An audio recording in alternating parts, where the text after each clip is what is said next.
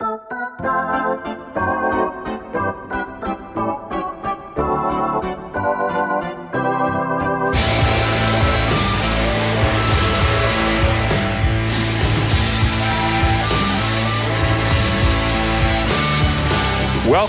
to Days of Roar, a Detroit Tigers podcast brought to you by the Detroit Free Press. My name is Mark Gorash.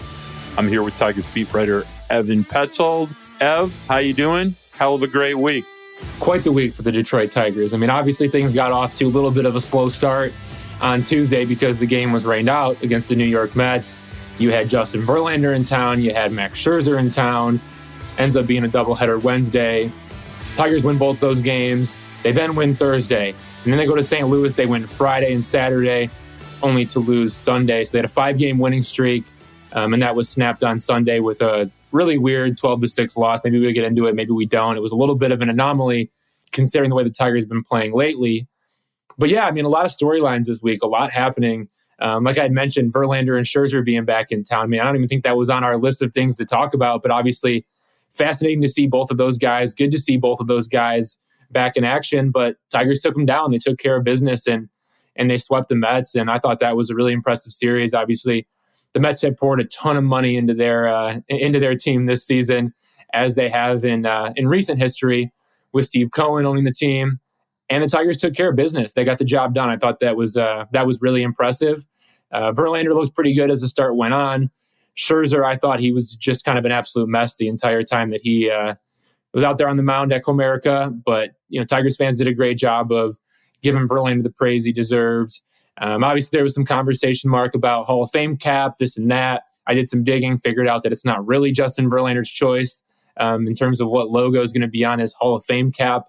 One day when that happens, it actually is the Baseball Hall of Fame's decision, but they're going to obviously take the player's, desire into a great consideration. So I think he goes in as a Tiger. I'm sure you feel the same way. And then obviously on to St. Louis and, 2 wins and a loss, but really good baseball all around from the Tigers. Very impressed with what I've seen this week. First thing I have to say is, holy smokes, was that a lot of fun this week. Okay? Yeah, it was. 2, always have time to talk about Max Scherzer and Justin Verlander, and I think we at least need to take a minute and do that. Max looked like he hadn't thrown in 10 days and hadn't really thrown enough during the year to have Max Scherzer caliber stuff. His stuff looked pretty dusty, pretty old, pretty not good enough to get a lot of people out. And there's not been many times that you could say that about Max Scherzer's stuff in 14, 15 years in the major leagues. It was not really sharp-looking, dominating caliber stuff. Now, Justin, that was a whole different talk, and Mark Gorash actually took his old ass down to the ballpark and sat right behind the plate, right at the top of the tunnel, took ex-Tigers beat writer Max Bultman with him. Max and I like to catch some games. He's taken me, I've taken him, and the last 2 times we've gone, the one thing that besides really good victories that we've seen are, how about a Riley Green home run both times? And without getting too deep into it, we've definitely kind of, given Riley a hard time about all the ground balls he's hitting. But this week probably saw some of the best Riley Green swings we've seen this year. I think he made an adjustment with his elbow. I think he made a little adjustment there to try to get to some more of those balls and pull him down the line. Whether it's his elbow, he looked a lot more balanced. He didn't do too much today, but the swings, especially the first at bat, were just really, really good.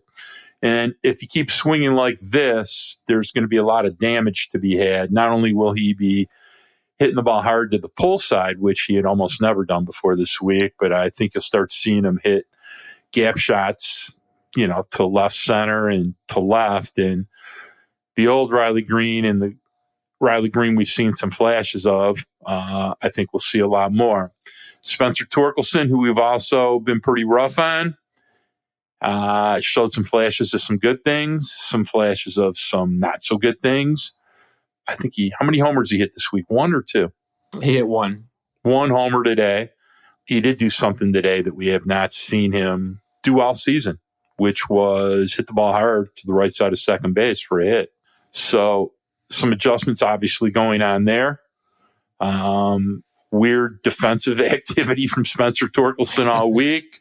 Hey, great pick from Andy Ibanez. Let's give him some credit, right, Mark? Well, I think we've had a little bit of an argument about that amidst a lot of people, which are, yeah, it was a great idea, but in the major leagues, they do expect you to make a accurate throw across the infield, and he made an accurate throw. He just didn't make a good throw. And hey, what I do think is interesting, though, and we need to bring this up, on that play, after the game, Torkelson said, hey, look, I watched Jonathan Schoop do it last year from second base, throwing a guy out at third. And I said, well, if he can do it, why can't I do it?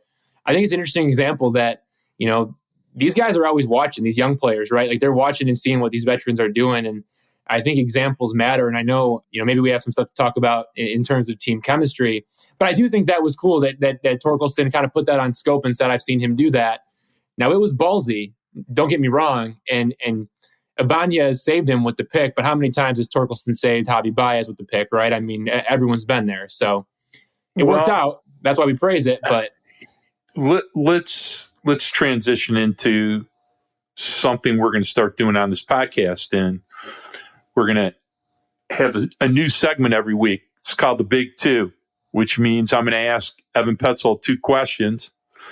And they're going to be about things that he's got from observing, from being in the locker room, from talking to players, from talking to AJ, from talking to the groundskeeper, from talking to pretty much anybody down there, but it's kind of an insider's perspective. And I think we start sharing some of those a little bit more aggressively and as part of this pod. So we're going to call it The Big Two, which means I'm going to ask you 2 questions. Let's go. First question in The Big Two, what's changed since they were 2-9? A lot has changed, obviously, especially, the wins and losses, no doubt. I mean, they've been playing much better baseball across the board. And Mark, nobody can deny that the quality of the plate appearances are better. I think the most important thing, though, is the player buy-in to the matchups. I think that's something that hasn't been talked about enough. I'm going to be writing a story about it soon. It's something that has to be discussed because you have guys like Jonathan Schoop who are, they've been there, done that kind of guys in this league. And you also have guys who maybe haven't as much opportunity, but are being inserted in certain situations. And I think the Tigers are fascinating to me because of how many times they pinch hit. And that's AJ, that's the lineup. Look, and in a perfect world, right? Like you'd have a switch hitter on this team, and you would have more regular everyday guys who can hit both righties and lefties and can do damage. Like everybody wants that. It's harder to manage and it's harder to win with the type of roster that the Tigers have. But early in the season, I don't think guys were really buying into that. I think guys were maybe a little bit more frustrated by those situations. And now they're starting to come around to it because early in the season, it was, I'm taking an at-bat away from Jonathan Schoop, or I'm taking 3 at-bats away from Jonathan Schoop. Or, all right, I'm going to take something away from Nick Maton, and I'm going to take away 3 at-bats from Nick Maton and Vierling at times. And, the list kind of goes on and on. You go down the list. I mean, Rogers, Haas, like, all these different guys that are getting at-bats taken away from them. That's how they viewed it, I think, early in the season. And as the season has gone along, it's like, oh, no, okay, like, you're going to get this at-bat back. Like, now, now we're in a situation where we're going to put you in, and you're going to get this at-bat now. And so I think just kind of as time has gone along, guys have realized, sure, I might not be playing as much, or I might not be facing, if I'm a left-handed hitter, I might not be facing a left-handed pitcher as much. Or if I'm a right-handed hitter, I might not be facing a right-handed pitcher as much. But when that lefty comes around in the lineup and I'm a right-handed hitter, you better believe I'm going to be pinch hitting in that situation. You look at the way that AJ Hinch has used his lineup, there's nobody left on the bench at the end of games. I mean, it puts him in a bad spot at the end, and it could be problematic considering the way that the game goes. But guys are always getting opportunities. And so every day, no matter if you're not in the starting lineup or you are in the starting lineup, you're going to play. And I think that matters. I think that matters to players. And another thing, Mark, that needs to be addressed is how well the pinch hitters have done. Now, this isn't a situation like we saw the other night when Riley comes in as a defensive replacement because AJ Hinch knows that Jordan Montgomery isn't going to be able to go 2 more innings. He knows they're going to have to go to the bullpen.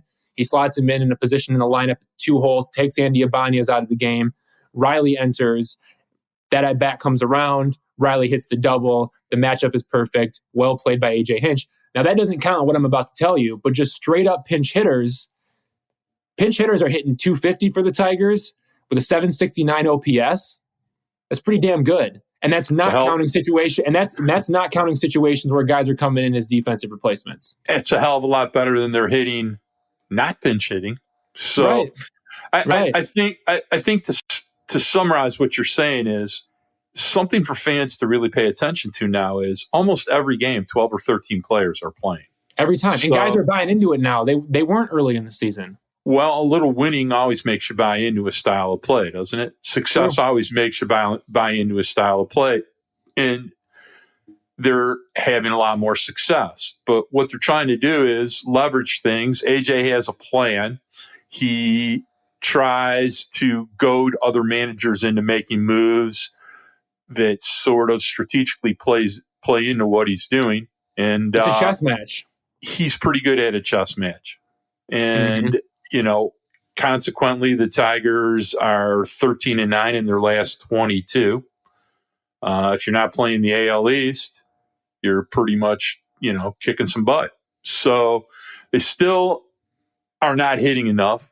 Their situational hitting is still subpar, but on both of those aspects of offense, they are improving. I'll say that.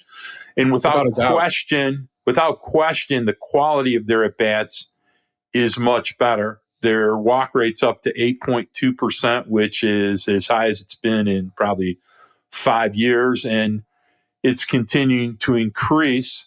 So I also, as much as I've criticized a lot of things Scott Harris has done, let's be blunt, switching out Short and Ibanez in this last 10-day period is A, giving them a lot more flexibility, B, their productivity has been superior to the people they replaced. So, and 3, I think it sends a message. It's produce. Correct. And we're going to get to that message in a bigger scope soon, and not Jonathan's scope, but scope of play. But, you have, we'll hear it. This is a good time to ask you this question. What do you hear about Kerry Carpenter and, how he's healing? Is it healing at all? Is it close to being able to send him on a rehab assignment, or are they just not saying too much of anything? Not saying too much. He didn't make the trip with the Tigers when they went out to St. Louis. So it's kind of up in the air at this point. He was expected to start a hitting progression this weekend, planning to ask about that on Sunday, and then some big news dropped before the game, which again we'll get to. So that kind of got pushed back on the shelf. But it sounds like, if he's starting a hitting progression, it shouldn't be too much longer. Obviously, he's going to need a rehab stint of some type. And that's a date that Akil Baddoo, I feel like, should probably have circled on his calendar because he's a guy that's got to start producing if he doesn't want to get replaced. Yesterday. And by the way, he did yesterday. He did. Probably the best swing he's had this year. So let's all the time, not sometimes. All right, let's get to question 2 of the big 2. Second question, and I want you to explain some of these things. Let's talk about team chemistry. We started kind of morphing into it from what's different about 2 and 9, but let's get more specific. Team chemistry seems to be extremely good, and talk about that. We're going to talk a little bit about mentoring. We're going to just talk about the refuse to lose. We don't ever feel like we're out of it. We don't get worried about it when we're behind, and give me some flavor for what's going on with team chemistry. I think I saw it for the first time in Milwaukee. And this was back, it must have been April 24th, 25th. Maybe it was the 25th after they won their second straight game in Milwaukee. Obviously, they lost the third game of that series. But after that second game, afterwards, all the players were just hanging out. They were hanging out. They were eating together. There really wasn't anybody off by themselves. And sure, everybody has their different groups and stuff like that. But they were all hanging out, laughing, spending time together. And just honestly kind of shooting the shit, just, dudes being dudes, having conversations. And that was kind of the first time that I realized, this looks a little bit different. This looks like a team that wants to be together, guys that want to play together, that want to be around each other, and that care about each other. And that's not something that we saw a ton last season. That's something that, I didn't see early in the season, at least, but it seems like that's starting to come around. And then it just continues to build. I mean, I think it's funny stuff like you saw on Friday in the series opener against the Cardinals. Javi Baez, it's his third home run in as many days, and he doesn't want to put on the Red Wings helmet. Now, the Tigers, they have this home run celebration where, you have to put the Red Wings helmet on when you come into the dugout. You got to put the gloves on. You get a stick. You got to go to the end of the dugout, and then you get to take a slap shot. Now, Javi Baez, he didn't want any part of that after the home run in St. Louis. Why? I'm not entirely sure. Probably just Javi being Javi, and you're just basically taking one helmet off and replacing it with another. And I'm not sure he's the biggest hockey fan either. I'd have to check with him, but I've had some conversations with him, and hockey has never come up. But regardless, Nick Machon chases him all the way down the dugout, and everybody in that dugout is trying to get Javi's helmet off, and he's putting his hands in the air and he's swatting at their hands. He doesn't want them to get it off. And you can tell he's trying to have some fun with it. And Machon eventually catches up with him. He yanks his baseball helmet off, throws the hockey helmet on, and Javi takes off the hockey helmet almost immediately. And maybe a second or two after that, he kind of looks around. He puts the hockey helmet back on and smiles. And he's got this big smile and he laughs. And the rest of the team, kind of all starts to laugh too. And I said, wow, like, Javi Baez is having fun on this team. Like that's pretty cool first and foremost. Obviously he's playing well. I get it. But I think that's a small example of team chemistry and something that can drive it. And then you go into the clubhouse and you got Eduardo Rodriguez chatting up every pitcher. And we'll get to that because I think that plays into what he's doing on the mound. But man, is he a low-key leader from everything that I've seen so far. And it's pretty cool to watch. It's sweet, man. Tell me, you told me something. Who's in charge of music in the locker room? Yeah, Riley Green is in charge, and there's a couple songs that they play post-game for a win. One song in particular, maybe we get to that later. Maybe we'll get to that at a different time because I don't know if I can say the name of the song on the podcast without us getting like the explicit, whatever written on it. But it's a good country. It's a good country song. It's a country song that the kids are listening to. But regardless, like he's in control of that, and him and Torque are always hanging out and they're playing their phones in the clubhouse and just kind of chatting up with one another and talking about things that aren't baseball related. I think that's cool. I think that's different. You're seeing guys coming together and having deeper conversations than, just kind of get in and get out, right? You're not swiping the punch card, on your way in, on your way out. Like you care to be there. And I noticed that for the first time in Milwaukee, and it's only built, and that's a big deal. It's a really big deal. I want to bring something up, how unusual it is. And while we've been rough on them, how about this? Tigers have won a series against Houston. They've won a series against Cleveland. They've won a series against the Mets. They've won a series against Milwaukee. And they've won a series against St. Louis. What do you think all 5 of those teams have in common? Yeah, spot on. All of them, I think, were in the play. If I'm not crazy, I think all of them were in the playoffs last year. So, Tigers are beating some pretty good, teams that when we looked at the schedule and worried about the first 42 games, these are the type of teams we worried about. And they've won a lot of series. Who knew? So if you would have told me at the beginning of the season the Tigers would be at where they're at right now, I would have told you no way. How about when they were 2-9? What would you have said to me? I wouldn't have talked to you anymore. I would have said you're not my podcast partner anymore. You would have said, Mark. But I think you need medicine. I would have. I mean, they're 15-18. And they played some really good teams, and say what you want about the Cardinals, right? They're a down team. I understand they're struggling. They are really going through it. No one saw this coming. But at the same time, look up and down that lineup. I mean, those are some dudes in that lineup. So I don't know whether your team is going good or whether your team is going bad. You're beating a team that it's got a pretty loaded lineup, and they made it look pretty good too. So I'm impressed by what I'm seeing right now. Obviously, a step in the right direction. Obviously really encouraging, obviously competitive baseball, and that's what matters. The question is going to be, can they keep it going? How long does this last? They've shown me resiliency game by game. Can you bounce back after you lose 2 or 3 in a row and string together some good wins? Can you keep it competitive? Those are all the kind of questions that I'm asking because there's a lot of baseball left. That could be good and bad depending on how things go. And here's the weird part: they have no Matt Manning, they have no Tarek Skubal, they have no Kerry Carpenter, who are three of their better players. And that goes back to what I was saying before, Mark. I just think the buy-in from the players is there, and I think yes, winning helps with all of that.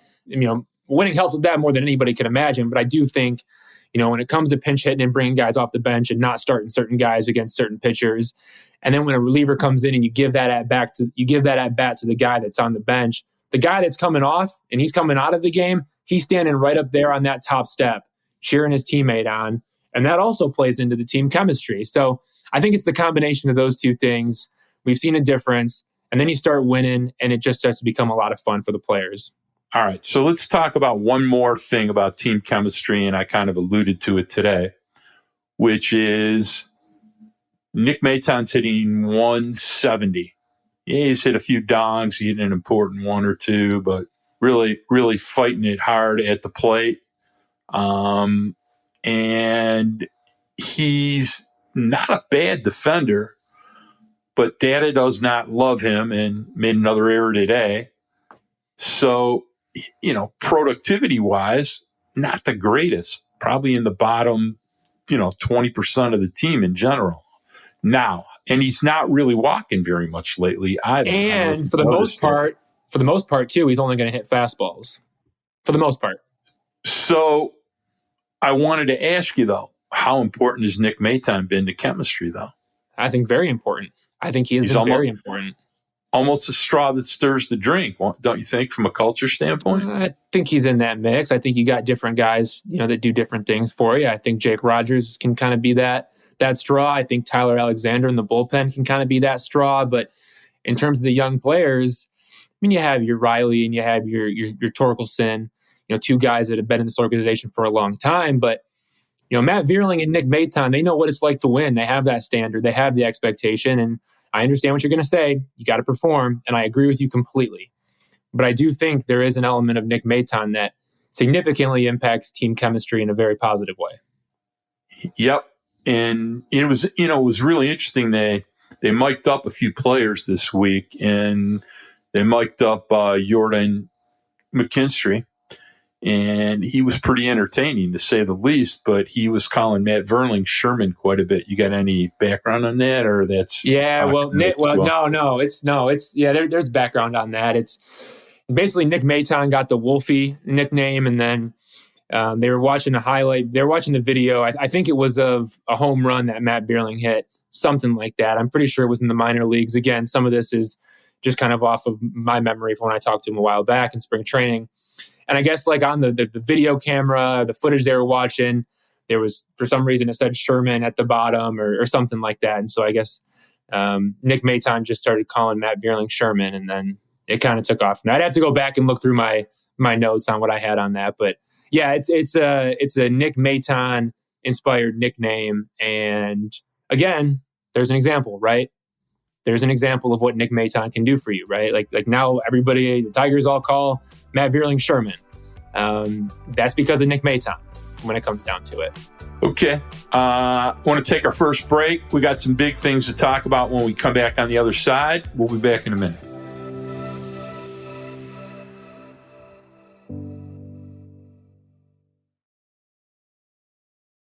Okay, we're back. All right, big story. Broke this morning. Spencer Turnbull has been demoted to Toledo. A lot of moving parts about it. We do a show sheet every day, or every pod we do, and they don't like me to swear, and Robin may bleep me out for this, but I termed this particular highlight, Spencer Turnbull was demoted. What's it mean? So I asked you, what's this demotion mean? There's a lot of moving parts to it. Talk to me about it. First things first, the Tigers had Alex Fido in the clubhouse coming up from AAA Toledo on Saturday. He showed up Saturday morning. He was going to start on Sunday, and the Tigers needed to make a roster move. That's the first thing that happened. So you knew a roster move was coming. Wasn't really sure what it was going to be. There was some speculation that, maybe it would be Joey Wentz. Some thought maybe it would be Tyler Holton out of the bullpen, and then you can keep both, Fido and Wentz. And it turns out that it's Spencer Turnbull, the 30-year-old pitcher coming off Tommy John surgery, 7 starts into his season. He's got a 7.26 ERA. He struggled kind of, maybe. I think it was just inconsistent. Maybe that's the best way to put it. In his start against the St. Louis Cardinals. So it's funny because Alex Fido shows up on Saturday. Spencer Turnbull pitches on Saturday. He gives up 5 runs on 7 hits and 1 walk with 6 strikeouts over 4 2/3 innings. And the last pitch that he threw was a fastball with 2 strikes and 2 outs in the 5th inning to Nolan Arenado. He hit it into Big Mac land. That's like the 3rd deck at Busch Stadium. And he gets yanked after that. Now, I ask myself, I say, man, if he doesn't give up that home run to Nolan Arenado, he's given up 3 runs. He's completing 5 innings. He got 14 swings and misses. His fastball looked decent enough. It actually generated a lot of those swings and misses. I'm saying, man, did he get demoted, basically because of that Nolan Arenado home run? Like, was that the tipping point in all this? Maybe it was. Maybe it wasn't. It was the straw that broke the camel's back. It wasn't the only reason why. Right.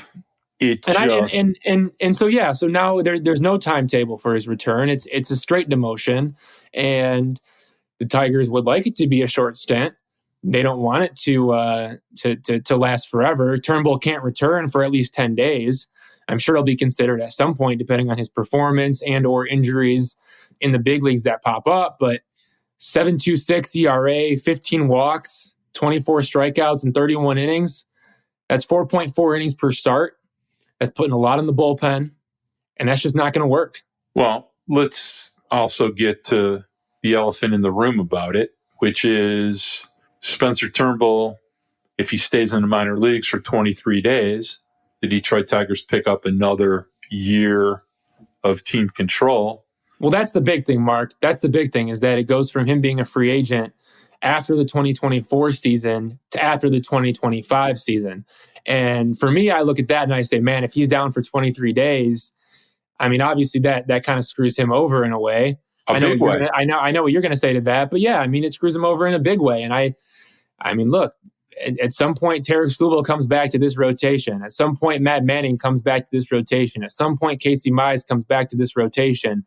They're not going anywhere. If they're as good as the Tigers hope they're going to be, they ain't going anywhere. There are going to be other pitchers that are in and out. Go look at Turnbull's track record. He's got 29 losses and a 4.55 ERA. It has bullpen painted all over it. And to pick up an extra year of control I think Turnbull could be a really good reliever. But if you're the Tigers, and that's maybe in the back of your mind, now I don't know if it is. I would assume it is, because I don't think anything gets by Scott Harris. I think he knows.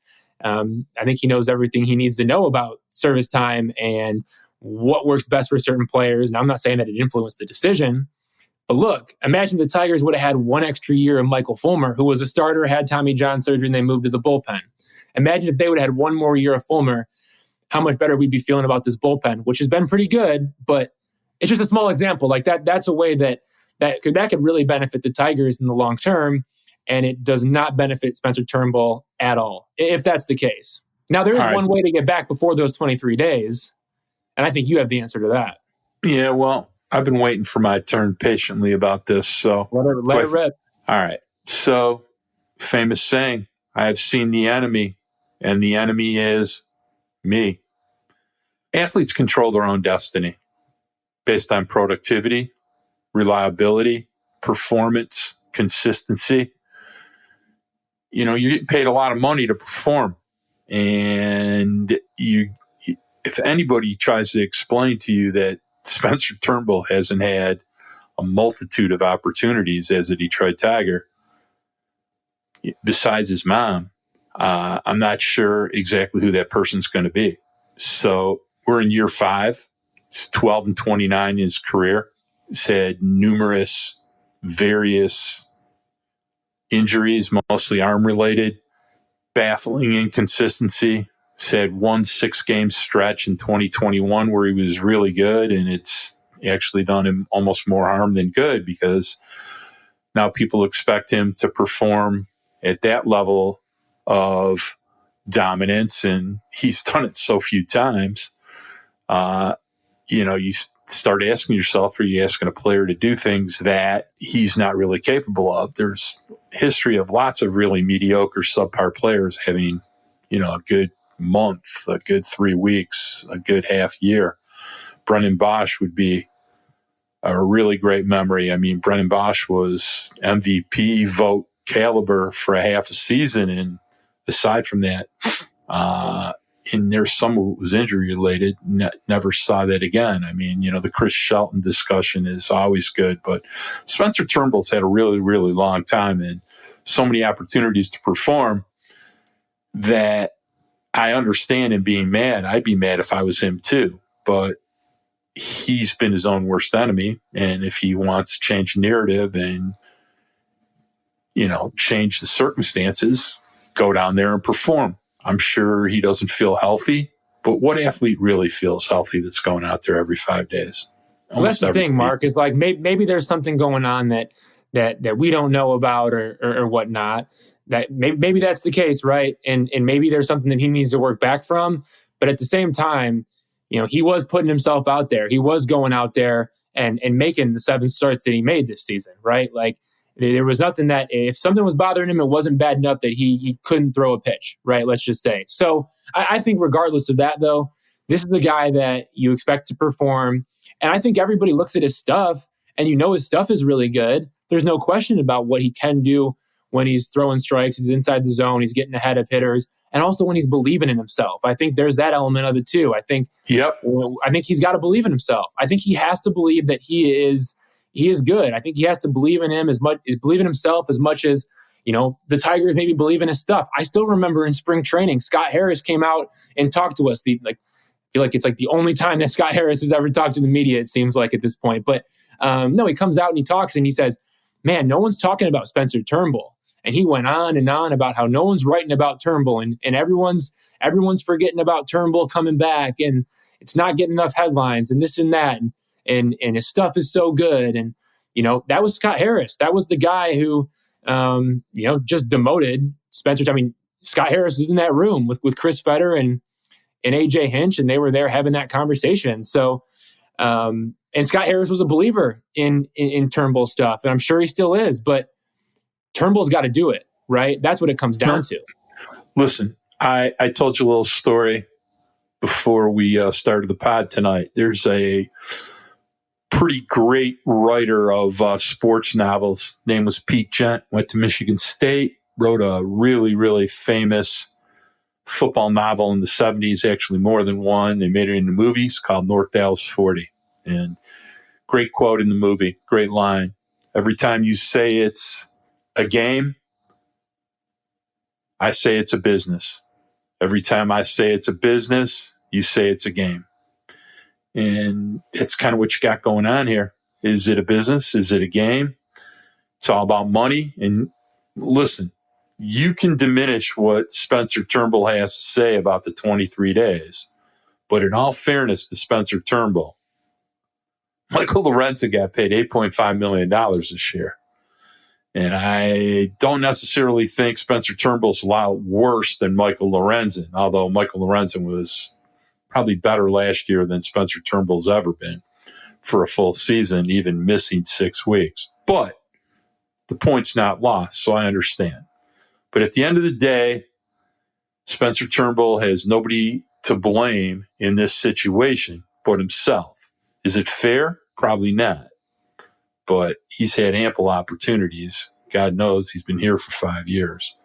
So if I was him... How about the message that it sends, though, Mark? Well, let's talk. Well, there was something I wanted to ask you. There's a little story behind some of it.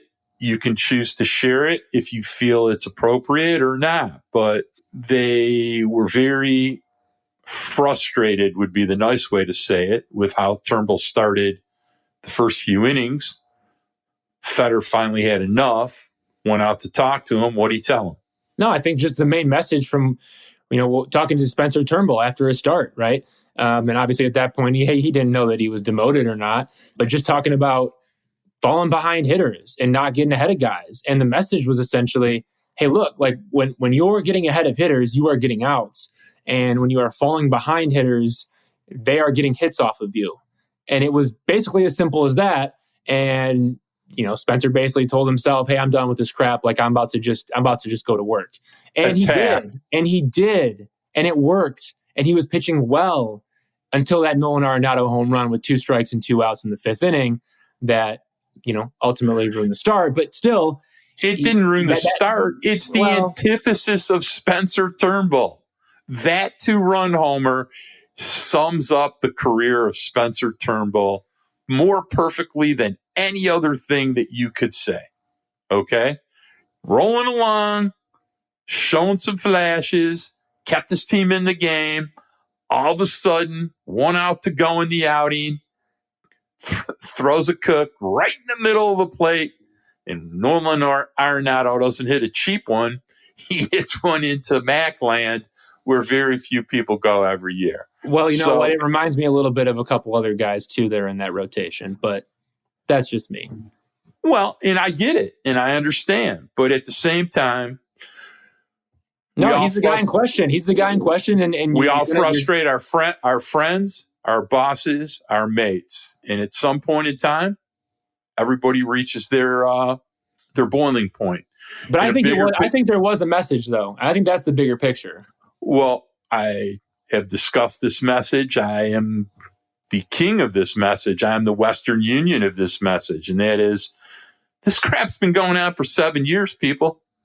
Somebody decided that it's time to stop because, the, poker game that was going on upstairs at Comerica for the last 7 years in their front office, there didn't seem too much urgency to winning. It was, it's happened again. It's okay. He's showing a few flashes. It's all right. He might get, that's over. Sorry, boys. That's all over with. You may lose, but I can tell you, the shuttle between Toledo, the waiver wire, somebody else's team, that's full tilt now. This right here was message sent. I mean, this was message sent in the sense of produce, or we're going to find somebody else that can produce. That's right. That's the bottom line. And guess what, Spencer Turnbull? TikTok, baby. You want to be part of it? Be part of it. You want to cry about getting demoted? I think you better look at your game log because it's not real good. And it's not just real good this year. You got paid a full year for being injured last year. You got paid a half a year for being injured the year before. You had a full off season of training that you got to do. Pretty normal buildup. Wasn't like you had a baby yourself.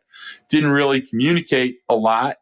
And the bottom line is this stuff isn't new. If this was new, they might have been more tolerant with it. But it's not new. And it's message sent. It's time to start performing. Or I'm sure starting tomorrow, Scott Harris is going to be talking to other ball clubs that may have some underperforming starting pitching. And don't be shocked if in the next couple of weeks that, there's a remote chance that Spencer Turnbull is on another ball club and Detroit gets a starting pitcher that's not been super productive from another team because it's enough. And that's the bottom line. All right, let's talk about something that's a lot more fun and great to talk about. Oh, yeah. And that would be one, Eduardo, I'm going to be an all-star. I am just killing people, Rodriguez. And his amazing pitching. And beyond his amazing pitching, quietly, he's having quite an influence on his teammates, especially the other throwers. I've noticed him talking to him quite a bit. Why don't you talk to me about that? Isn't that cool, seeing Eduardo do what he's doing, talking to different guys? You see him in the dugout, obviously, and you get a chance to see that on TV. But even in the clubhouse, I walked in there, it was before Matthew Boyd's start, and it was funny watching Eduardo because him and Matt both kind of kept peeking over at me, and I wasn't standing too close, but obviously I was taking notice of what was going on because it was fascinating to me. And, I was talking to different guys, bouncing around the clubhouse, and I would just kind of casually glance over at them. And it was very clear that those guys were talking pitching. They were game planning like crazy for Boyd's start against the Cardinals. And for me, I said, wow, I need to pay attention to that more often because Eduardo is like giving him advice. Eduardo is like telling him, hey, here's what you need to do, here's what you need to look for, like this is what I would do, this and that. Now I don't know exactly what he was saying, but that's sure what it looks like to me when they were having those conversations. And I didn't hear what they were saying, but that's the vibe that I picked up on based on their secrecy, and also based on the fact that they kept looking at me to make sure that I wasn't listening, because I'm sure they didn't want me to know the game plan. Tell me if I have this right. He's given up 2 or 3 runs in the last 34 innings. Eduardo Rodriguez has given up 2 runs, I believe. Let me double check that right now because I want to make sure I have the numbers right. And I only think he's walked 3 hitters in that time also. Yeah, it's been pretty electric, Mark. It's a 0.52 ERA, 2 runs allowed. Yeah. 4 walks, 33 strikeouts, and 34 2/3 innings. It covers 5 or 6 starts. 5 starts. Yep. But you're right, though. He has been kind of this low-key leader for the Tigers, leader of their pitching staff. And I find that very fascinating because he's a low-key guy. He's someone that doesn't like the spotlight. He went on MLB Network and he did a stand-up. And I went up to him and I said, "Hey, you look really good, man. Like, how was it?" And he goes, I don't like doing that. And I said, "Yeah, I know you don't." And I said, "At least you smiled for him, though." And he kind of laughed and said, "If they ask me, I'll do it." But he doesn't like to be in the limelight. He doesn't like the spotlight. He likes to let his pitching speak for itself. But it is cool watching him interact with other guys. And outside of Matthew Boyd, outside of Michael Lorenzen, there's a lot of young starters. And Casey Mize is going to be back at some point. He's in the clubhouse all the time, right? He'll be back next year. Tarek School will be back. Matt Manning's around. And Eduardo Rodriguez, you better believe. Joey Wentz. I mean, yeah, he's in their ear. He's talking to him. And I think that matters. And I think that says a lot about Eduardo, but it also says a lot about how far he's come because I did not see that last year. Yeah, I think it's important for people to understand this is how players develop. And, at this level, it's important to have mentorship. It's important to have lead by example. And even a guy that's been in the league for 8 years like Matthew Boyd, I think benefits quite a bit from the game plan and, just the essential all-out 100% attack mode that Eduardo Rodriguez throws every game with. He fears not throwing strikes. He's just relentlessly attacking hitter after hitter, pitch after pitch. And he is putting everything where he wants to, Mark. It is just unbelievable to watch him throw right now. And a 1.81 ERA in 7 starts this season, 8 walks, 39 strikeouts in 44 2/3 innings. He's saving the bullpen. He's giving his team a chance to win every time he takes the ball. A plus. So I want to talk about 2 more players. I want to make it a little quicker, but because there's some other things I want to talk about. But let's talk about, Miguel Cabrera last season. People crazily think he should retire. And I'm sure there'll be a break or 2 during this season somehow. Got a huge hit today, not a cheap one either. But I've noticed much more than in other seasons that Biggie's shown a little leadership, little mentorship, talking to hitters, running the bench. There's a lot of good things that I'm seeing from him that I normally hadn't seen in other years, even when he was being the greatest right-hand hitter of my generation of watching baseball. But talk to me a little bit about that. You seemed a little surprised when I brought it up to you, but when you thought about it, there's more truth to that than people understand. Yeah, first and foremost, you're not wrong. Secondly, I think that it has everything to do with winning. I think it has everything to do with the team, the way the team has been playing over the last, 20-some games. The fact that they're winning baseball games, the fact that they're getting closer to 500. I think Miguel Cabrera knows that this is his last chance to make the playoffs. This is his last chance to contribute, to any team. He's retiring after this year. And I've seen that, just as you're kind of talking about, as his team has turned things around. Didn't see it last year, didn't see it the year before. It's not really Miguel Cabrera, but it can be if he wants to. And I think that's what matters, is that if he wants to do it, he can do it. And we're seeing him do that. And I think that bodes very well for him, not only this year, but in the future too. He's talked about wanting to be a coach. Well, let's see it. Coach these guys up. Give them some of your knowledge. Tell them what you're seeing. And I don't know if he ever becomes a coach. I don't know if that's actually ever a fit for him. I don't think so. But I do think what he's doing right now is important, and it has a lot to do with the way the Tigers are playing, the fact that they're winning. and the fact that this is the last chance that he's going to have to do anything relevant as a team in the big leagues. It's good to see. As far as Miguel Cabrera being a coach, I love you, Miguel. You being a coach, I'm not sure that's happening. All right. We're going to take our last break, and then I want to talk to you about something important. We'll be back in a minute.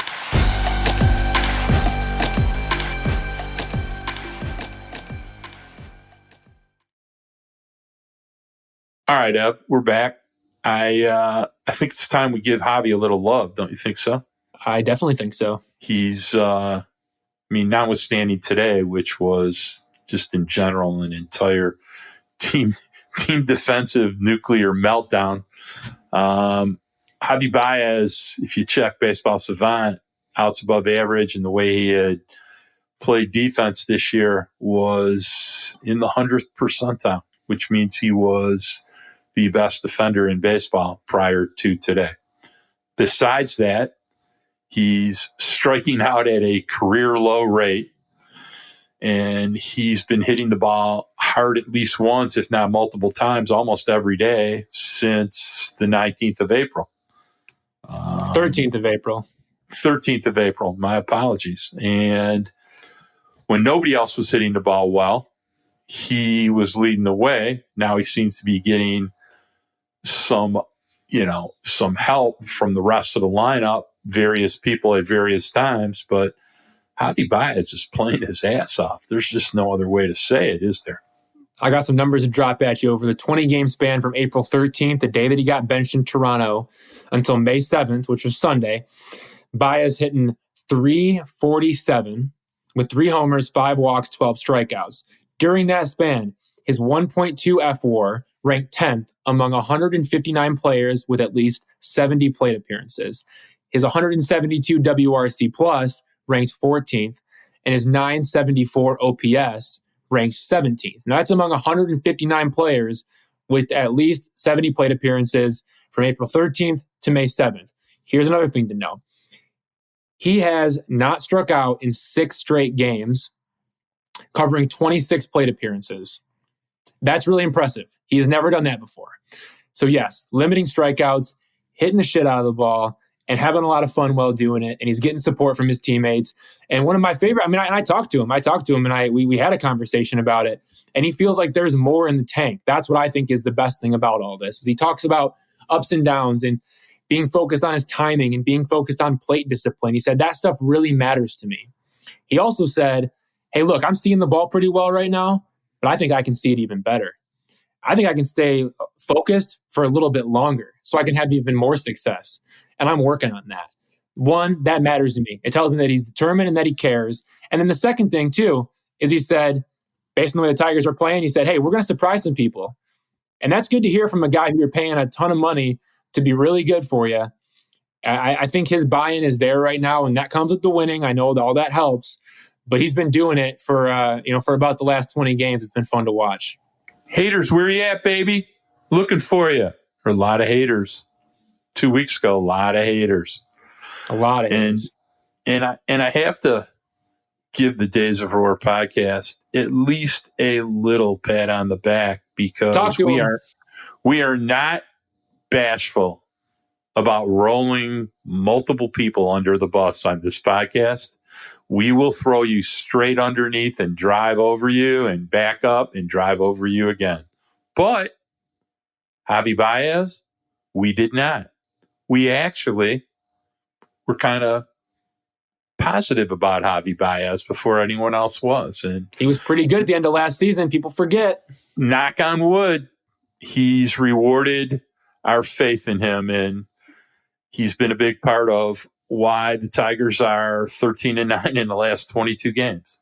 I want to get to our second segment that's going to be pretty regular until it proves not worthy. And people know us. We like to use the saying last 12 outs. It's been a huge part of the team. Bullpen started off the year terrible. That for the last almost 30 days, they've been top 5 in baseball. I think their team ERA in the last 20, 22 games is from a release standpoint was under 240 yesterday. They got 5 1/3 after Turnbull left the game. And aside from, today, most of the runs, aside from Holton's runs, were unearned, but they've been pretty spectacular because Tiger starting pitching is not the deepest. And want to try to give a shout out to the bullpen because they've just done a magnificent job, especially Jason Foley and Alex Lang. The main man, Alex Lang. And I got to look up what he said yesterday, but he said something I thought pretty hilarious, which was chill and make pitches, baby. Chill and make pitches, baby. Name of this week's podcast, Chill and Make Pitches, baby. That's what we're going to title it. Yeah, look. I think you got to give Alex Lang all types of credit. I was a doubter. All right. I'll admit it. I was a doubter. Not because I didn't believe in his stuff, because the stuff is really, really good. But the question was, can he throw enough strikes? Can he be in the zone? I think the Tigers have done a really good job of helping him understand, okay, look, pound the zone early, and then you can expand and you can try to go for that chase. And he's done a really good job of that so far. I loved Friday's game. I mean, Friday's game was so much fun. I had just an absolute blast. Refuse to lose, baby. It was refused to lose as refused to lose can get. I mean, let's go to Alex Lang in the 9th inning. He gives up the double to Paul Goldschmidt. Goldie is as good as it gets. He's won the NL MVP last year, right? You can't beat that. He donged 3 times today, did he not? He did. He donged 3 times. But you're in a situation where you got Goldschmidt on second base. You're in the 9th inning. You're up by 1 run. You got Wilson Contreras, Nolan Arenado, and then Dylan Carlson coming up next. And you got to run around second base. You're looking for a punch out right away. And what does Alex Lang do? He stays at the bottom of the zone, and he gets the punch out with a sinker. Then Nolan Arenado comes up. What does he do? Stays down in the zone, gets the punch out on a curveball to Arenado for the second out. Dylan Carlson, what happens there? Stays below the zone, gets the punch out with the curveball. Now, a lot of those pitches, those guys should have just taken, and granted, I'll admit, I mean, the home plate umpire was giving him a couple calls here and there, but he got the job done. He got the job done. And I think that says a lot about Alex Lang, where he's at right now. He's not the official closer, but he's the de facto closer. He's the guy. And that performance, we've talked about it, that took stones. I mean, that was not easy to do by any means. And the other one that you can't forget about either is Mason Engler, who only faced 2 batters, but my gosh, he comes in for Jason Foley, takes over, inherits 2 runners, 14 pitch at bat. 11 pitch at bat, but yes, battles with Brendan Donovan, walks him to walk the bases loaded. And at that situation, Tigers are up 5-4, bases loaded. He faces pinch hitter Nolan Gorman, who's a left-hander. Mason Engler, it's a right-hander. And this is a Rule 5 guy who hasn't been up above Double-A until this season. And he battles his butt off, strikes him out with a slider. And inning over, gets out of the jam, flexes, pumps his fist, like drops a couple, cuss words out there and marches off the mound like he owns Busch Stadium. And that was the biggest moment of his career. I mean, that's 35,000 fans on their feet. And you get out of that jam and to see his energy, it was really cool. It was really special. So you got Alex Lang talking about dreaming of being a closer, and he's getting out of it at the end of that game. And just an inning earlier, Mason Engler, who has gone through a mental health battle and has taken some things from that, applied them into his daily routine, and felt like amid the 35,000 screaming fans, had a quiet mind. Shout out to both of those guys. Shout out to both of those guys and the work that they did in that game, because that was probably the most fun Tigers game of the year so far. And it was those 2 dudes getting out of situations that they put themselves in. And that was a lot of fun. Chill and make pitches, baby. Just chill and make pitches, Mark. Yeah. All right. So I want to talk about something that's been really important to this season. And we've talked about a lot of things. We've talked about productivity. We've talked about improved pitching performance, especially in the bullpen. And there's one big reason behind lots of these things. There's kind of a connectivity. One player is kind of the straw that stirs the drink on all those aspects, and I want to talk about him. His name is Jakey Rogers. I call him Jakey. You can call him Jake. I call him Jakey. He's doing a lot of great things. I mean, look, he's only hitting, 210, but he's got a 770 OPS. He's hit 4 dongs. He's got 12 RBIs. Seems to have a ton of big 2-out hits. He did launch a grand slam today on a 2-out, 2-strike pitch. But more importantly, he's throwing people out. He's controlling the running game. He's sequencing like a savant back there. He always seems to have the intuitiveness to optimize pitchers. I talked to you today that subtly, you really would have had to notice, but, Foley does not look great in the first inning. And all of a sudden in the second inning, they kind of go away from fastballs at the bottom of the zone, starts almost throwing exclusively fastballs at the top of the zone, sliders away. They did work an occasional, fastball in there. But for the most part, those are the kind of small, subtle things that Jake Rogers has brought to almost every performance. So good that Erod basically has gone away from using PitchCom because he trusts Jake Rogers to call the game for him so much. Well, look, first and foremost, Jake got Alex Faedo into a situation where he was feeling comfortable in his first start. And I'm saying this, look, if it's, stop, drop, and roll when the house is on fire, I'm saying call Jake Rogers if the house is on fire. He's going to get you out of it. Yep. He's leading you out of the fire. Eduardo Rodriguez called him the best pitch framer that he's worked with. I talked to Eduardo about that. It must have been like a week ago now. But yeah, and Jake's in the 92nd percentile in pitch framing. So that tells the story. Jakey Rogers is just the straw that stirs the drink. Your chances of winning just escalate tremendously with him behind the plate. And that's no knock on Eric Haas, who I think I said yesterday. There are very few more useful players on the Detroit Tigers than Eric Haas. A lot of 2-out hits, big catch in left field, jumps behind the plate in the middle of the game. And he hasn't even really totally heated up at the plate yet. And he's a really, really good player to have on your team. But Jake Rogers, what a difference their catching is in 2023 from last year. I mean, not to disparage Tucker Barnhart, I was all for bringing him in before he got here, but I think Jake Rogers has more homers and more RBIs than Tucker Barnhart had in the entire season in the first, 3 weeks. Right. Tucker Barnhart had 1 home run. I think Tucker checked out pretty quickly last year. Yeah, Tucker of those guys checked out. Right.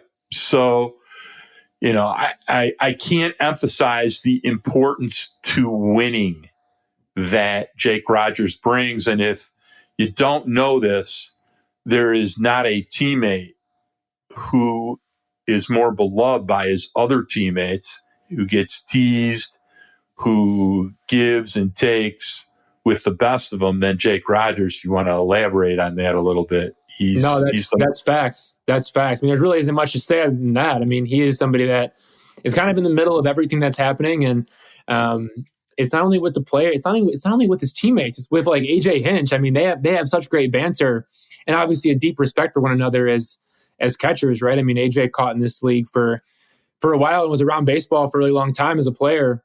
And now he's in the manager's chair. And, he has a pretty good bond and a lot of respect for Jake and what he's done. And it's good seeing him back, coming off Tommy John surgery, being around these guys. And you know what? There's an example of a guy who's come back from Tommy John surgery and has produced. He has produced. His throwing is better. His framing is better. He's catching off one knee. It's working for him. It's everything he could have dreamed of with this guy coming back and being a part of this team. So good on Jake Rogers for making that happen. Yeah, it's funny. We've talked about things tonight we haven't talked about that much, but we've talked about team chemistry and we've talked about the importance of other players helping each other. So we've talked about Miguel, we've talked about Erod, we've talked about Nick Maton, we've talked about Jake Rogers, and it just seems like the culture of the team is so much different. And I also want to just toss this in. I mean, a lot of people have asked me about Jonathan Schoop, and my answer is the same as it was a month ago, which is if you think it's about the money, it's not about the money. I mean, they owe the money. They owe the money if they cut them. They owe the money if they keep them. I mean, and whoever they're bringing up is only going to cost $749,000. So, and they aren't trading, and they're not trading him to anybody. So that ain't happening. So Jonathan Schoop is a reliable defensive player. He obviously brings a few other things. I think from what you've told me, we don't really need to get into it too much, but they are working with him on his hitting. His hitting is just abysmal. He is not hit in a very, very long time. I think his rope is pretty short here. But I don't think they're cutting him tomorrow either. So, but I wouldn't be shocked. I mean, I would say he has less than 30 more days to start doing something useful. He's not really, aside from playing steady defense, doing too many things that are useful. He did turn in unbelievable double play the other day that I think only his arm would have allowed him to. But, I understand people's frustration with it. If they think it's the money, it's not the money. So, talking to him in the clubhouse Sunday morning, he said, "I need some RBIs now. I need some RBIs because the at-bats have been a little bit better, and I think he's been hitting the ball hard in certain situations, but hasn't really been doing much to drive in runs or hit home runs. He still has 0 RBIs. He's hitting 196. That ain't going to last much longer. Not too much. So, not for a guy. And the weird thing is, he's hit over 20 home runs quite a few times. So yeah, he has such a track record. It's bizarre. It's bizarre. It's just kind of left. All right, this week we got you're taking a drive to Cleveland tomorrow. What else we got this week? Yeah, 3 games against Cleveland. I'm going to be golfing on Tuesday morning in Cleveland. I'm excited for that. Then Thursday off day, and the Tigers are at home against the Mariners for Friday, Saturday, and Sunday. Then there's an off day Monday, May 15th. 2 games against the Pirates, then another off day. So a lot of off days where the Tigers could do some things with their rotation if they really want to. We'll see how that kind of unfolds. I think there could be some moving pieces there. That might be something good to talk about next week as we kind of see some of that, start to unfold. But 3 games against Cleveland and 3 games against Seattle. First 3 games are on the road, and then Tigers come back home against the Mariners. All right. Well, that's going to wrap it up for another week, episode 11. I'd like to remind everybody that they can rate, share, and subscribe wherever you find podcasts. Spotify, Stitcher, Apple, Amazon, you name it, we're there. So please, like I said, rate, share, and subscribe. We're going to try to do a little more promotion. Baseball team's playing a little better, and hopefully more people will listen. So try to let people know that this is a fun podcast to listen to, maybe get a little insider's perspective. I want to make sure that we thank, as always, our executive producer, sports editor Kurt Crawford, executive producer and editor Anjanette Delgado, our everlasting producer Robin Chan, who makes us sound great every week. As always, I'd like to give a shout out to my grandson, Braden Michael Gorash. I saw him getting in a little tee work with his daddy with the plastic ball and the plastic bat. That was great. I'd like to give a shout out to my son, Jordan, whose birthday is going to be this week. And I, as always, like to give a shout out to Evan's fiancee, Savannah, who's been doing a lot of work while Evan's traveling the country, preparing for the wedding and taking good care of him. And I hope next week is as fun as this week was. 5-1 week. Great time. So for Evan Petzold, this is Mark Gorash, and I'd like to say peace.